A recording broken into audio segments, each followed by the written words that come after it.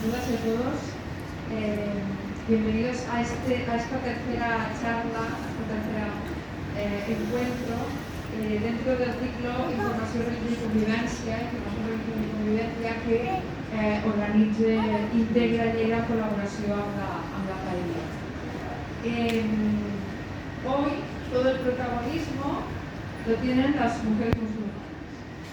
Lo tienen aquí arriba, pero también lo tienen entre el público, porque son una gran mayoría entre los y las asistentes. Como sabéis, este ciclo de charlas que ha preparado Integra Lleida lo que busca es trabajar para esa tan necesaria convivencia y cohesión social en nuestra ciudad. No quiero extenderme porque ya empezamos un poco tarde. Aprovecho también para saludar a la gente que nos está siguiendo por streaming, que se está viendo también a través de streaming. Y sin más, paso a presentarles.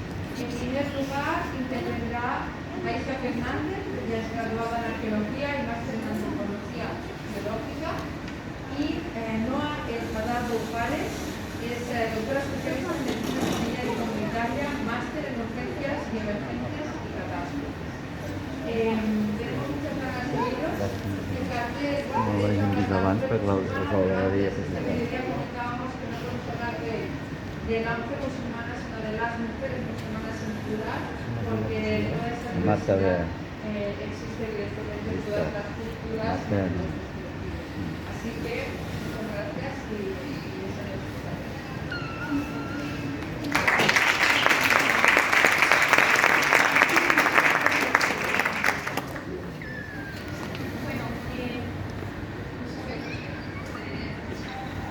¿Se me escucha? Ah, sí, ya está. Bueno, hola a todos y a todas, bienvenidos y bienvenidas esta tarde a este encuentro. Lo primero de todo, pues quería dar las gracias a todas las personas que se han encargado de organizar este encuentro, a todas las asociaciones implicadas, por supuesto el Ayuntamiento de Lleida, así como pues a todos los que estáis aquí presentes. Yo concretamente voy a ir alternando entre el español y el catalán para que así pues llegue el mensaje de una mejor manera.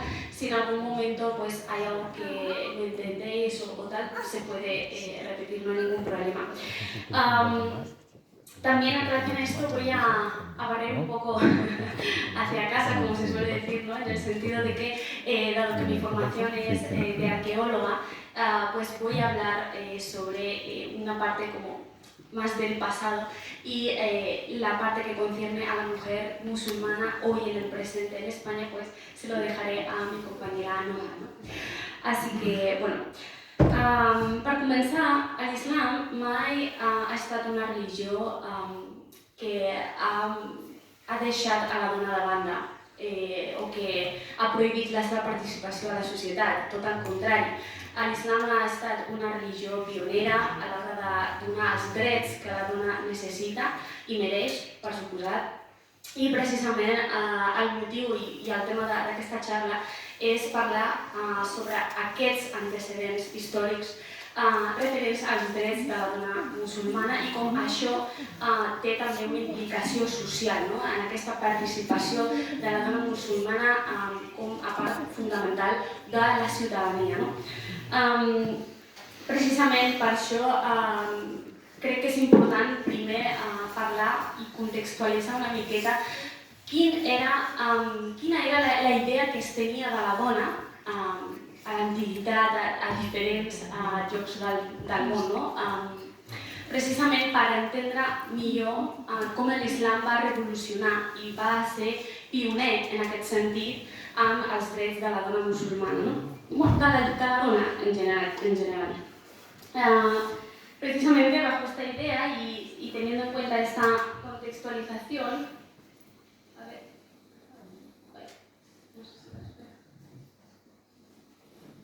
perdonad.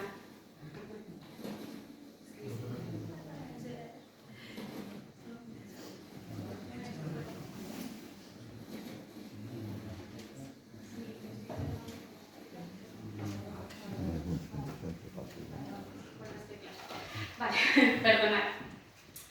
Bien, en referente a esto, para hablar, como digo, de los derechos de la mujer musulmana y poder entender cómo el Islam supone pues un cambio absolutamente revolucionario, sin ningún tipo de antecedentes en la historia, es importante pues hablar también y poner la mirada, es algo inevitable, en aquellas otras culturas, ¿no?, alrededor del mundo.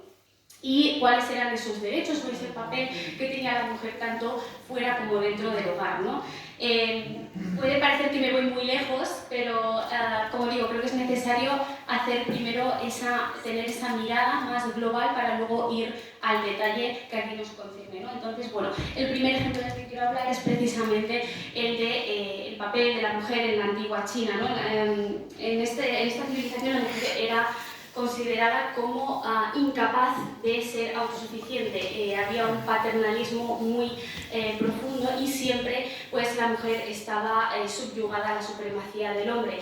Esto se traducía en cualquier ámbito de su vida. Ella de hecho estaba educada para complacer al hombre y un ejemplo muy claro de esto lo vemos con los famosos pies de loto. Los pies de loto es una malformación que se hace a propósito, fracturando los huesos de los pies para reducirlos al tamaño de 7 centímetros, porque con eso conseguían caminar como de puntillas y era un tipo de caminar atractivo para el hombre. Por tanto, hasta su propio aspecto físico iba siempre en relación a la figura del hombre, a aquello que a él le contentaba.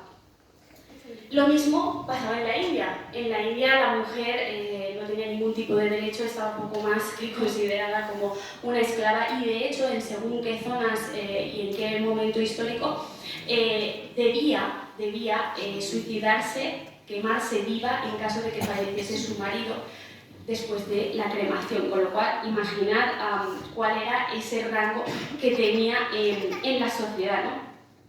Otros ejemplos, tampoco sin irnos muy lejos y teniendo en cuenta pues, las dos grandes civilizaciones del pasado que son referencia para nosotros hoy en día, estoy hablando de la antigua Roma y de la antigua Grecia, pues tampoco se quedan muy atrás en cuanto al papel que tenía la mujer dentro de la sociedad, también absolutamente denigrada, ¿no?, y devaluada en todos los sentidos. En el caso de Grecia, pues eran consideradas como bienes materiales, ¿no?, sin sentimientos y, por supuesto, sin ningún tipo de derecho, ¿no?, ni derecho a decidir, ni derecho a participar en la sociedad. Y en el caso, por ejemplo, de la antigua Roma, tampoco es que las mujeres fuesen muy afortunadas, ya que siempre, o sea, se las consideraba una propiedad ¿de quién? Del pater familias, de esa figura masculina que era quien decidía en su nombre qué hacer y qué no hacer y cómo vivir su vida, ¿no? A la mujer realmente se la enseñaba pues, a ser buena esposa, a ser sumisa, a ser obediente, pero todo lo que tiene que ver con la educación, con la participación en la sociedad, con ese otro tipo de actividades que comportan una implicación mucho más activa y un compromiso, obviamente estaban reservadas al género masculino, ¿no?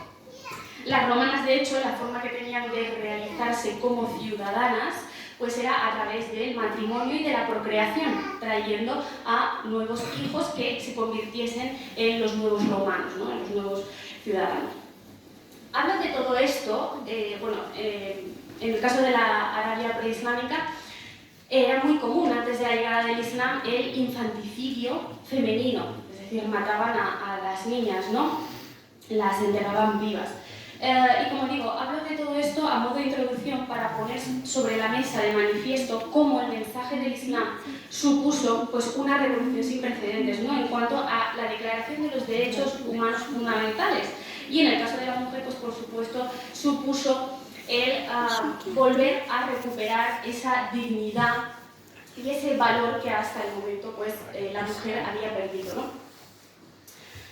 En relación a esto, creo que para poder hablar de todos estos cambios en relación a la mujer, es importante aclarar que nunca debemos basarnos a la hora de hablar sobre la mujer musulmana en base a lo que las sociedades han hecho o hacen, sino más bien en base a lo que dice el Islam, de acuerdo a las dos fuentes principales que tenemos de referencia, ¿no? Por tanto, bueno, dicho todo esto, el primer aspecto que debemos mencionar Y es que en el Islam el hombre y la mujer tienen el mismo rango, ¿vale? Ante Dios, de tal manera que, aunque sí que existen diferencias biológicas o diferencias psicológicas, estamos hablando de dos entes que son equitativos, ¿no? Y precisamente tenemos esta referencia del noble Corán, donde se hace referencia a esto, a ese mismo origen en común que tenemos todos nosotros. Esto ya pone de manifiesto pues cuál es ese papel fundamental que debemos tener en la sociedad, y es que igual que el hombre es la mitad, en ese sentido, ¿no?, de la sociedad y un pilar fundamental y necesario, la mujer también lo es, ¿no? En ningún caso estamos hablando de que haya una superioridad de un sexo frente al otro. Como digo, el Islam trae consigo derechos que son humanos, que son universales, y además que a día de hoy, pues como iremos viendo, muchos de ellos no se han reconocido o no se han registrado, ¿no?, por escrito hasta hace muy poquitos años realmente. Aquí quiero hablaros de algunos de ellos, los más relevantes, que además tienen un denominador en común, y es que todos ellos hacen referencia pues al ámbito social también, ¿no?, a esa participación que debe tener la mujer musulmana dentro de la sociedad y del entorno que le rodea, ¿no? El primer derecho de todos es el derecho al voto. El derecho al voto es uno de esos derechos por los que se ha peleado muchísimo, y ya el Islam lo concedió hace más de 1400 años. Y vemos que, por ejemplo, en el caso de España, pues el sufragio universal femenino fue reconocido por primera vez, ¿no?, el 1 de octubre de 1931. El derecho a la herencia es también otro de esos derechos, otro gran cambio, teniendo en cuenta este contexto histórico que tenía y que vivía la mujer musulmana, la mujer que vivía en la Arabia preislámica. Y también teniendo en cuenta, como digo, si nos ponemos a mirar desde un punto de vista más macro, pues cuál era la situación que vivía la mujer en general en cualquier otra parte del mundo, ¿no? El derecho a la herencia, de hecho, es un derecho que está registrado en el Corán, y es por tanto el primer texto religioso que hace referencia a ello de una forma muy explícita, ¿no? El derecho a la propiedad también es de nuevo pues, otro derecho que tenemos, y que además no solo se permite a la mujer pues, obtener las propiedades con medios lícitos, sino que también puede hacer un uso legal de los mismos, lo que se traduce pues, en una mayor independencia económica, en una mayor presencia en la sociedad, ¿no?, y un mayor desarrollo de la comunidad, ya que con esas propiedades pues, puede apoyar, puede contribuir de forma conjunta en las diferentes necesidades que tenga el entorno en ese momento. El derecho a la elección matrimonial. Esto es otra de las cosas que, como os decía antes, con esos ejemplos de forma muy superficial, ¿no?, como en la antigua Roma o en la antigua Grecia, que toda decisión de la mujer estaba supeditada a lo que dijese el hombre, ¿no?, esta figura líder, pues vemos que el Islam le da este derecho a la mujer para que sea libre de decidir con quién casarse, es decir, no hay ningún tipo de coacción ni de obligación por parte de ninguna persona de su entorno, de su familia, ¿no? Esto, de hecho, pues fijaros cómo en España se pone de una forma explícita por escrito en el año 1978, ¿no?, cuando precisamente pues, se habla de este consentimiento libre que tienen los dos cónyuges, ¿no? Lo mismo con el derecho al divorcio. También es sorprendente ver cómo aquí en España se trata de un derecho que se aprobó durante la Segunda República Española, o sea, en 1932, hace prácticamente muy poco tiempo realmente, si hablamos desde el punto de vista histórico, ¿no? Y precisamente pues, en el artículo 43 es donde se recoge este derecho. Por supuesto, el derecho a la educación, ¿no?, el derecho a formarse, de hecho es un deber de todo musulmán, tanto sea hombre como mujer, el aprender, el conocer, el reflexionar y el desarrollar el sentido crítico. Y desde luego, pues este también era un campo que hasta ese momento pues también estaba muy limitado y muy restringido para la mayor parte de las mujeres, ¿no? unido a esto, el derecho a elegir la profesión, el derecho a elegir en qué trabajar, ¿no? Y, por supuesto, el derecho a la participación social, como pues, la participación con las manifestaciones, con la presencia activa en las diferentes congregaciones, ¿no? O reuniones que se hagan, y esto además tiene que ver con el derecho al voto también. Bien, dicho todo esto, la pregunta es ¿por qué he hablado de una forma así tan global y tan general, ¿no? Haciendo ese repaso histórico, ese repaso cronológico de los derechos de la mujer. Bien, hablo de ello porque a día de hoy existen muchísimos estereotipos culturales que tienen que ver con la imagen, ¿no? De la figura musulmana, de la mujer musulmana, y que obviamente esos estereotipos se proyectan o se ven muy reflejados pues, en la sociedad de cara a la convivencia, ¿no? A esa convivencia que tenemos todos nosotros. Son estereotipos que muchas veces parten de una idea de superioridad, en el sentido de entender que mi modo de vida es mejor que el tuyo, ¿no? Desde esa superioridad que parte desde el laicismo. Y lo que vemos es que todos esos estereotipos parten de una imagen de la mujer musulmana que realmente no se corresponde. Hemos visto cómo el Islam otorga estos derechos a la mujer y por tanto, esa idea de que la mujer musulmana, esa imagen monolítica de que la mujer musulmana es una mujer extranjera que vive en su casa, que es ajena prácticamente a todo lo que ocurre en el mundo, que vive en un matrimonio infeliz, ¿no? Y necesita pues, el consentimiento de su marido para poder trabajar o para poder estudiar. Realmente esta idea pues, es fruto de un malentendido, ¿no? Y un desconocimiento hacia lo que realmente pues, es la realidad, ¿no? Y es ese valor y esos derechos que el Islam pues, nos ha dado, ¿no? Y que nos permiten, por supuesto, pues, el tener esa implicación más activa en la sociedad. Las mujeres musulmanas españolas han tenido una gran participación. Realmente vemos que en los diferentes ámbitos ha habido una implicación, ha habido un cambio, pero muchas veces esto no se valora de la forma en que se debería valorar o no se tiene en cuenta, precisamente porque el discurso no parte desde ese conocimiento y ese reconocimiento de los propios valores universales que ya el propio Islam pues, nos ha dado, ¿no? Al final, cuando hablamos de la visibilidad y del reconocimiento social, ¿no? Desde España con el tema de la mujer musulmana, pues debemos tener en cuenta desde dónde se construye ese discurso, ¿no?